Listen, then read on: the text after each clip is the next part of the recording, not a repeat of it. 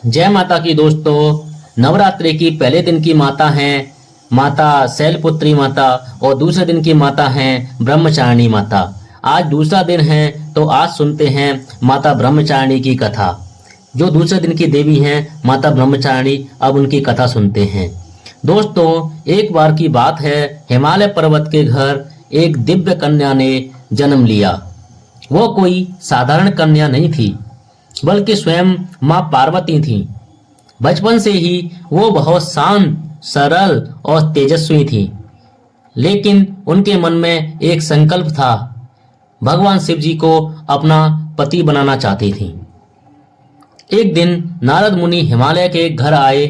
उन्होंने पार्वती जी को देखकर कहा, हे देवी, आपका विवाह भगवान शिव जी से ही होगा। यह सुनकर पार्वती जी के मन में और भी दृढ़ निश्चय हो गया। लेकिन दोस्तों, भगवान शिव जी कोई साधारण देव नहीं थे। वे योगी थे और तपस्वी थे और संसार से दूर रहते थे। उन्हें पाने के लिए बहुत बड़ी तपस्या करनी पड़ती थी। तो इसीलिए माता ब्रह्मचारिणी ने तपस्या की शुरुआत की। माता पार्वती जी ने अपने माता पिता से अनुमति ली और जंगल में जाकर तपस्या शुरू कर दी। ब्रह्मचारिणी माता पूर्व जन्म में माता पार्वती थी, इसलिए उनको भी इस समय पार्वती ही कहा जा रहा है। धीरे धीरे उन्होंने अपने सारे सुख त्याग दिए। पहले कई साल तक उन्होंने केवल फल खाए, फिर उन्होंने सिर्फ पत्ते खाना शुरू किए और अंत में उन्होंने भोजन को बिल्कुल ही छोड़ दिया। अब वह सिर्फ भगवान शिव जी का नाम लेकर तपस्या करने लगीं। माता जी का ब्रह्मचारिणी रूप इसी रूप को कहा जाता है। इस कठिन तपस्या के कारण उनका स्वरूप बदल गया। हाथ में जपमाला, दूसरे हाथ में कमंडल, चेहरे पर तेज और शांति, यही उनका ब्रह्मचारिणी रूप था। अब वह पूरी तरह तप में लीन थीं। उनकी कठिन परीक्षा हुई। दोस्तों, उनकी तपस्या आसान नहीं थी। तेज धूप में खड़ी रहती थी, कड़ाके की ठंड सहती, बारिश में भी अड़िग रहती। कई हजार वर्षों तक उन्होंने यह तपस्या किया, लेकिन उनका मन कभी नहीं डगमगाया।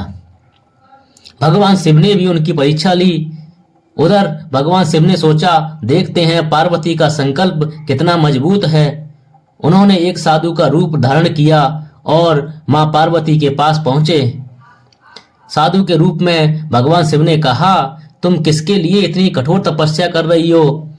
तब मां पार्वती ने कहा, मैं भगवान शिव को पति रूप में पाना चाहती हूं। भगवान ने थोड़ा सा अपमान करके भी परीक्षा ली। साधु के रूप में भगवान शिव ने पूछा, शिव तो भस्म लगाने वाले हैं, जंगल में रहने वाले हैं, अजीब से देव हैं, तुम क्यों उन्हें पाना चाहती हो? यह सुनकर पार्वती जी को थोड़ा दुख हुआ, लेकिन उन्होंने शांत होकर कहा, मेरे लिए वही सर्वश्रेष्ठ हैं, मैं उन्हें ही अपना पति मानती हूँ। सच्ची भक्ति की जीत होती है आखिर में। यह सुनकर भगवान शिव बहुत प्रसन्न हुए। उन्होंने अपना असली रूप दिखाया और बोले, हे पार्वती, तुम तपस्या और भक्ति से मैं तुमसे प्रसन्न हूँ। मैं तुम्हें अपनी पत्नी के रूप में स्वीकार करता हूँ। और अंत में विवाह और पूर्णता आती है। इसके बाद भगवान शिव और माता पार्वती का विवाह हुआ। देवताओं ने फूल बरसाए और चारों ओर खुशियां ही खुशियां फैल गईं। दोस्तों, मां ब्रह्मचारिणी की यह कहानी हमें सिखाती है कि अगर लक्ष्य सच्चा हो तो तपस्या करनी ही पड़ती है। ये सबके जीवन की कहानी है। एक धैर्य और विश्वास सबसे बड़ी शक्ति होती है जीवन में। सच्ची शक्ति और सच्ची भक्ति कभी व्यर्थ नहीं जाती। जो भी सच्चे मन से मां ब्रह्मचारिणी की पूजा करता है, उसे ज्ञान मिलता है, आत्मबल मिलता है और जीवन में सफलता जरूर मिलती है। अगर आपको यह कहानी अच्छी लगी हो तो कमेंट में जय माता दी जरूर लिख के जाना। मां ब्रह्मचारिणी आपकी सभी मनोकामनाओं को पूरी करेंगी। और ऐसी ही और अनेक कहानियां सुनने के लिए, माता के चमत्कार देखने के लिए हमारे चैनल को सब्सक्राइब करें और वीडियो को लाइक करें।